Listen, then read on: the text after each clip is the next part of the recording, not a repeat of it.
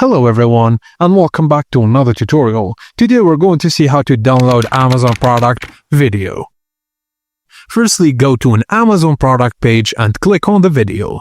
In the pop-up window, right-click on the video tile on the right panel and select copy link address. Alternatively, if there's only one video, if you want the whole playlist, click share icon and copy link. Now download and launch this system video converter on your computer. At the top, you'll see 5 tabs. Click on the third tab, which is the video downloads. Now pass your copied Amazon video link onto the bottom box and click the plus button to fetch the video. Choose your preferred download quality, which is highest quality selected automatically. Now in the Save To box, select the folder where you want to store your videos and click Start to begin downloading. Now batch downloads, click the add URL icon on the bottom left corner to enter multiple links and download several videos at once.